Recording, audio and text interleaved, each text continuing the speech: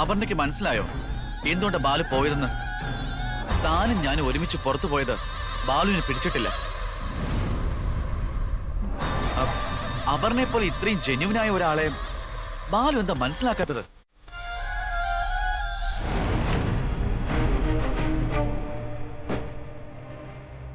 ഞാൻ പറഞ്ഞില്ലേ അപർണ, ബാലുവിന് എന്തോ ഒരു ഇഷ്യൂ ഉണ്ട്, ഒരു മെന്റൽ ഇഷ്യൂ.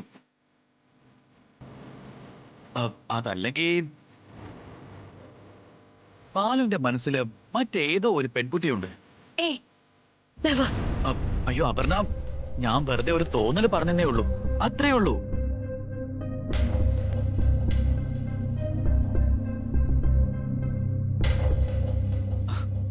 എനിക്കറിയാം ബാലു അത്തരത്തിലൊന്നും ചിന്തിക്കില്ലാന്ന്.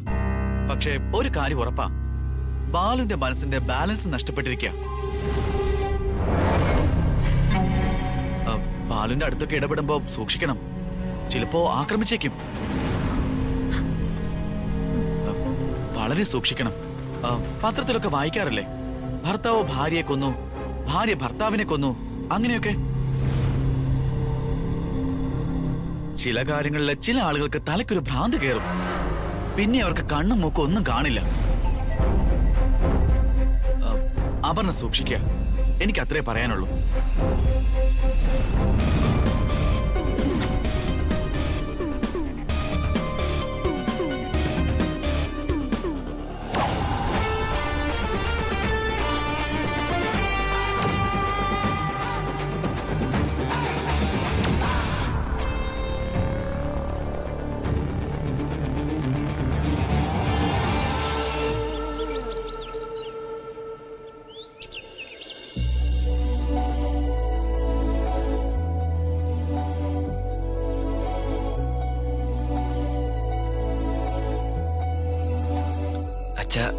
ഇപ്പൊ എങ്ങനെയുണ്ട്?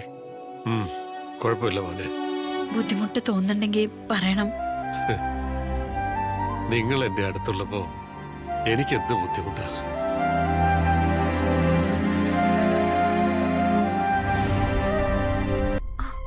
അയ്യോ, എന്താ എന്താ അമ്മേ? പെട്ടെന്ന് ചോര ഛർദിച്ചു മോളെ. ചോരയോ? ആശുപത്രി കൊണ്ടുപോവാന്ന് പറഞ്ഞിട്ട് കേൾക്കുന്നുമില്ല.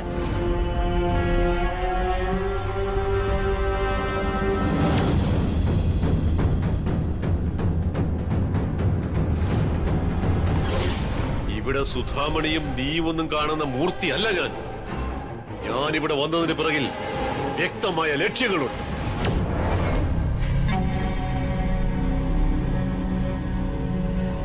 ഈ ദുഷ്ടൻ പുതിയ എന്തോ നീക്കം നടത്താൻ തുടങ്ങാ.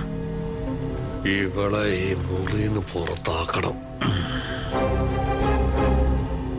സുധേ,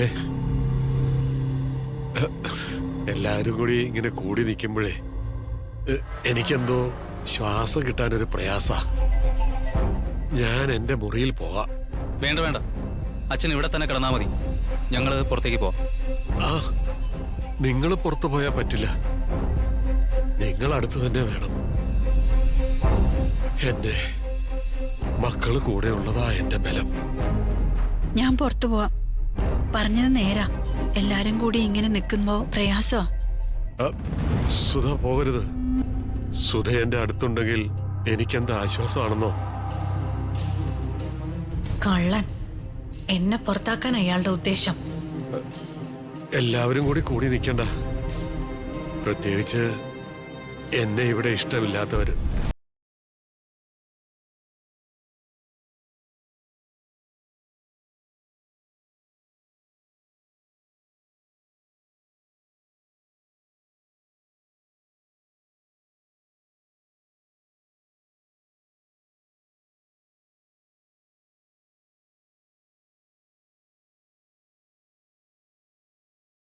എന്തായാലും ഞാൻ പുറത്തു പോകുന്നില്ല.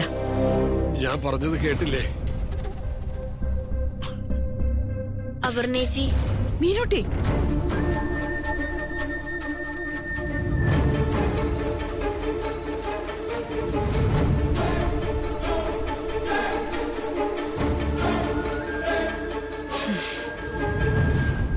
ഞാൻ പുറത്തു പോകും മോളെ. മോളെ, അപ്പോ സുധയ്ക്ക് വിഷമമായി കാണും. പക്ഷെ സുധേ, എന്നെ അപമാനിക്കാൻ ശ്രമിച്ചവരെ കാണുമ്പോ എന്റെ നെഞ്ചു പിടയ്ക്കും, അസുഖം കൂടും. മനസ്സിലായി. അച്ഛന്റെ ആരോഗ്യം ഇപ്പൊ പ്രധാനം.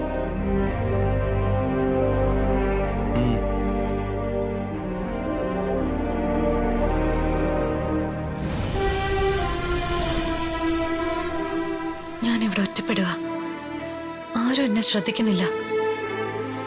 എന്റെ ജീവിതം ഇങ്ങനെ മാറിപ്പോകുന്നു ഞാൻ ഒരിക്കലും കരുതിയില്ല.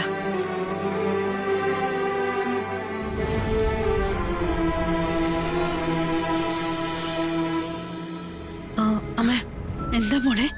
അദ്ദേഹത്തിന് കുറച്ച് വെള്ളം വേണമെന്ന് പറഞ്ഞു. ആ,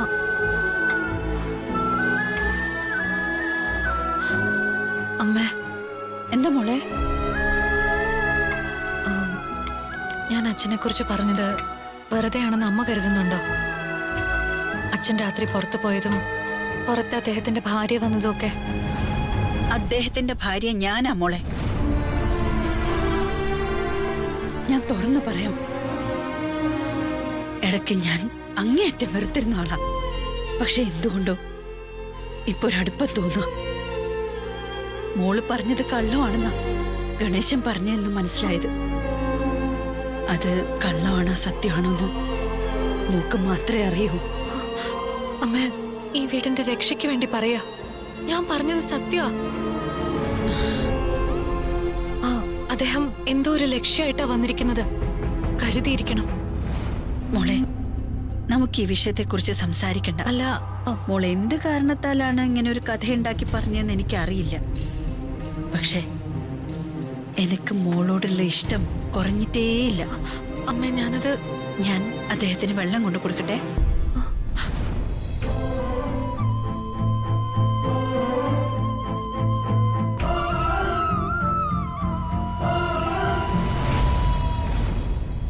ബാലു, നിനക്ക് അച്ഛനോട് ദേഷ്യമുണ്ടോ?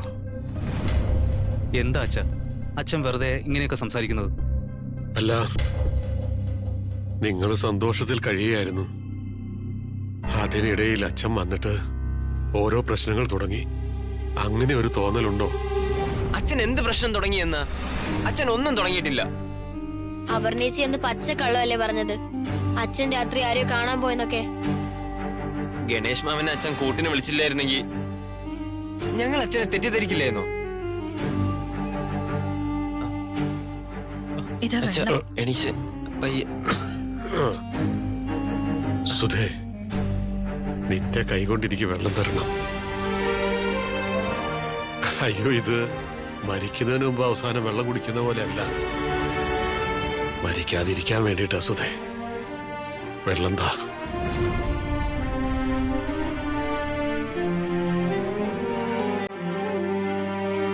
ഇല്ല, ഞാൻ തരൂല. അമ്മേ, അമ്മ കൊടുക്ക്.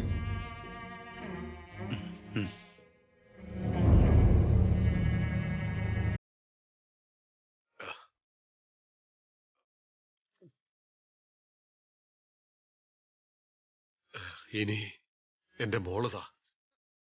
ഇല്ല, ഞാൻ തരില്ല. വേണ്ട അച്ഛാ, ഞങ്ങളെ വിഷമിപ്പിക്കല്ലേ. ആ, എന്താ വേണ്ട, ഞാനൊരു സന്തോഷത്തിന് വേണ്ടി പറഞ്ഞതാ. ആ കുട്ടി എന്ത് പറയുന്നു? എനിക്കെന്തോ പാവം തോന്നാ. അടുക്കളയിൽ വിഷമിച്ച് നിക്ക. മോനെ ബാലു, നീ ഒന്ന് അങ്ങോട്ട് ചെല്ലടാ. ഇല്ല, ഞാൻ പോവില്ല. അച്ഛനെ കുറിച്ച് പച്ചക്കള്ളം പറഞ്ഞല്ലേ ചേച്ചി? ഓട്ടെ, ചെറിയ പ്രായമല്ലേ, തിരിച്ചറിവില്ല. എന്തോ മനസ്സിൽ കണ്ടായിരിക്കും അങ്ങനെ ചെയ്യുന്നത്. ഞങ്ങൾ അച്ഛനോട് സ്നേഹം കാണിക്കുന്നത് ചേച്ചിക്ക് ഇഷ്ടപ്പെട്ടില്ല, അത്രേ ഉള്ളൂ. പോട്ടെ മീനാക്ഷി. അതെ, നമുക്ക് ക്ഷമിക്കാം.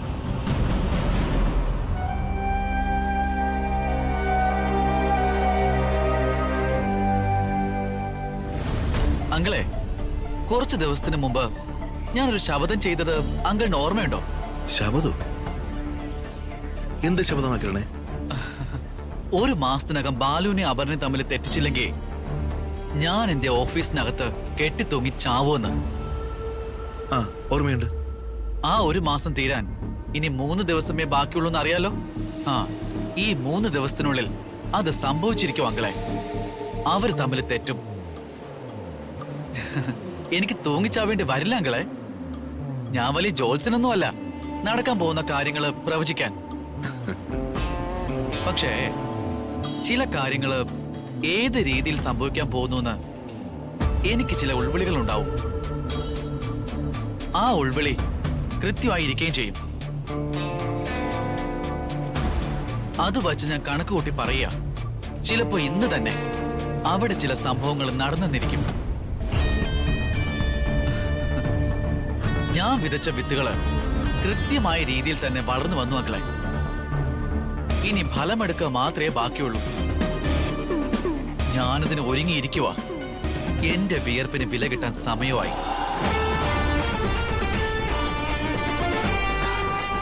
ഇന്നത്തെ രാത്രി കഴിഞ്ഞ പിന്നെ എന്റെ ദിവസങ്ങൾ തുടങ്ങാൻ പോവുകയാണെന്ന് മനസ്സിലിരുന്ന് ആരോ പറയുന്നത് പോലെ.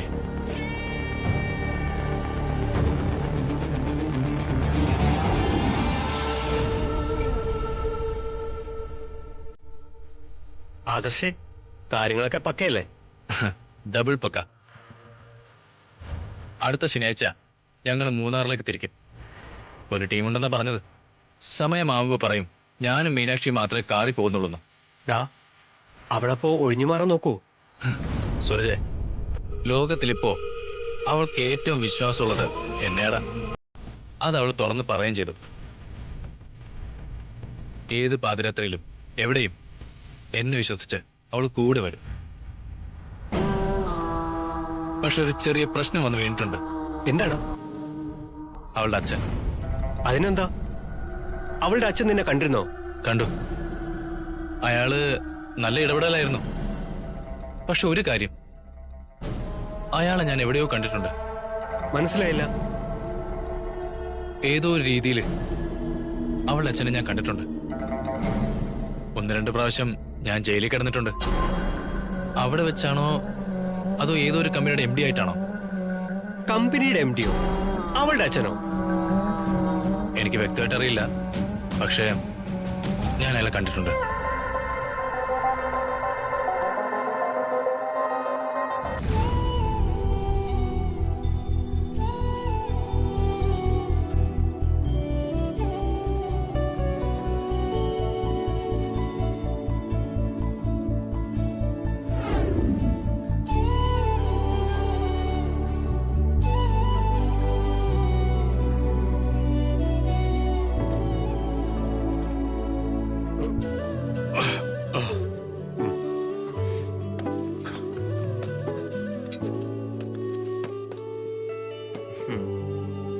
അപ്പുമോളെവിടെ?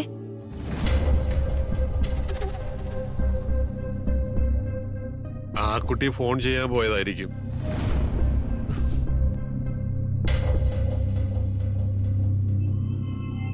അതിന് ഫോൺ ചെയ്യണമെങ്കിൽ പരസ്യമായി ചെയ്തൂടെ?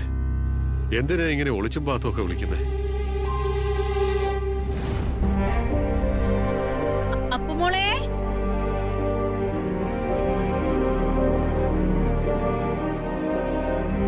അപ്പുമോളെ, പറഞ്ഞില്ലേ, അത് ദൂരെ എവിടെയോ ചെന്ന് നിന്ന് ഫോൺ ചെയ്യുകയായിരിക്കും.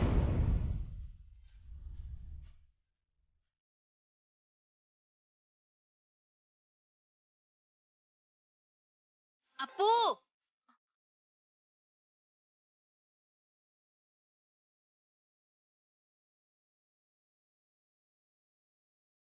മോള് വരും. നിങ്ങൾ കഴിച്ചു തുടങ്ങിക്കോ. അച്ഛാ, കഴിക്കച്ചാ. മോളിത് എവിടെ പോയിരുന്നു? കൊറേ നേരമായി അമ്മ വിളിക്കുന്നു. ഞാൻ പുറത്തങ്ങനെ വെറുതെ ഇരിക്കായിരുന്നു.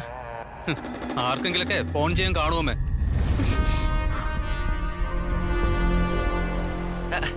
അപർണേച്ചി, ഭക്ഷണം കഴിക്കായിരുന്നേ? അല്ല, ആർക്കെങ്കിലുമൊക്കെ ഫോൺ ചെയ്യാൻ കാണുമെന്ന് പറഞ്ഞല്ലോ. അതെ, ഒരുപാട് പേർക്ക് ഫോൺ ചെയ്യാൻ കാണും. ഞാനൊരു കമ്പനിയുടെ CEO ആ. അങ്ങനെ തോന്നും പോലെയൊക്കെ ഫോൺ ചെയ്യാനേ ഈ വീട്ടിൽ പറ്റില്ല. തോന്നിയത് പോലെയൊക്കെ നടക്കാനും പറ്റില്ല.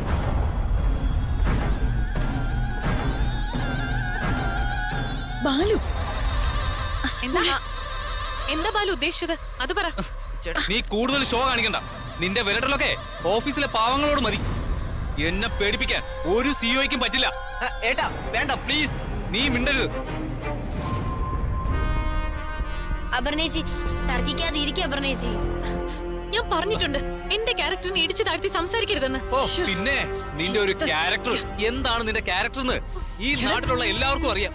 എവിടെയോ കിടന്ന കിരണുമായിട്ട് ദേ, അനാവശ്യം പറഞ്ഞാലുണ്ടല്ലോ.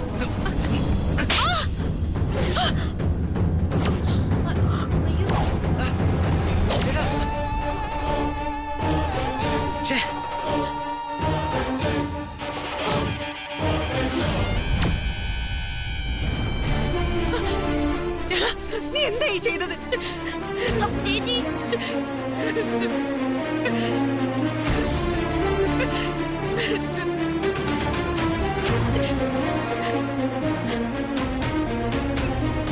നീ എന്തായി ചെയ്തത്? എങ്ങനെ തോന്നി നിനക്ക് അവളെ അടിക്കാൻ?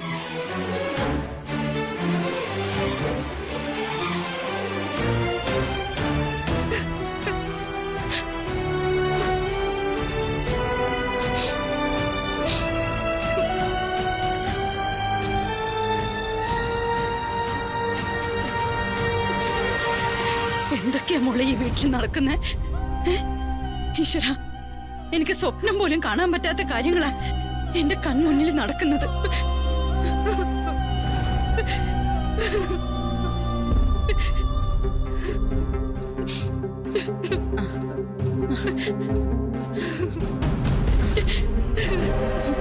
മോള് വന്നേ, ഞാൻ ചോദിക്കാം. നമുക്ക് ഒരുമിച്ചിരുന്ന് സംസാരിക്കണം. വാ.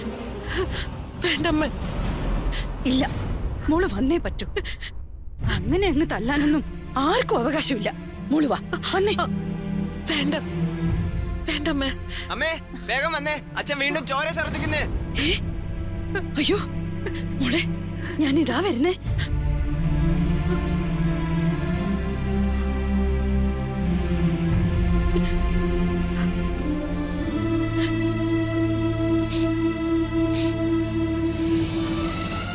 പതുക്കെ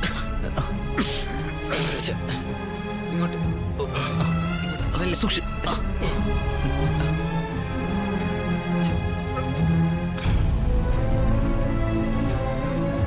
എന്താ അമ്മേ. എന്തു പറ്റി? അച്ഛൻ ചുമച്ചപ്പോ വീണ്ടും ചോര വന്നമ്മേ. അയ്യോ, ഇതിങ്ങനെ വെച്ചോണ്ടിരിക്കണ്ട, നമുക്ക് ആശുപത്രി പോവാം. വേണ്ട, എന്നെ ഒരിടത്തേക്ക് കൊണ്ടുപോകണ്ട. ഇപ്പൊ എങ്ങനെയുണ്ട് അച്ഛാ? ആശ്വാസമുണ്ട്. എന്നാലും ബാലുമോനെ, ഇത് വേണ്ടിയിരുന്നില്ല. എന്തിനാ ആ കുട്ടിയെ തല്ലാൻ പോയത്? സുധാമണി, ആ കുട്ടി എന്ത് പറയുന്നു? എനിക്കൊന്നും അറിയില്ല. ഈ വീട്ടിൽ ഇന്നേ വരെ നടക്കാത്ത കാര്യങ്ങളാ ഇപ്പൊ സംഭവിച്ചുകൊണ്ടിരിക്കുന്നത്. ഞാൻ ആ കുട്ടിയെ ഒന്ന് കണ്ട് ആശ്വസിപ്പിക്കണോ? ഇനിയിപ്പോ അതൊന്നും വേണ്ട ഏട്ടാ. എന്നാലും തല്ലണ്ടായിരുന്നു. അപർണേച്ചി സംസാരിച്ചതും കുറച്ച് ഓവറായിരുന്നു. എനിക്ക് എല്ലാവരോടും ഒരപേക്ഷയുള്ളൂ. സുധാമണി പറഞ്ഞ പോലെ നല്ല സന്തോഷമായി പോയിരുന്ന വീടായത്. ഈ വീട്ടിൽ വഴക്കും ബഹളവും ഒന്നും ഉണ്ടാവരുത്. ഈ വീട്ടിൽ തല്ലും ബഹളവും ഒക്കെ കാണാൻ വേണ്ടി കാത്തിരിക്കുക പിള്ള. നമ്മളായിട്ട് അതിന് വഴി വയ്ക്കരുത്.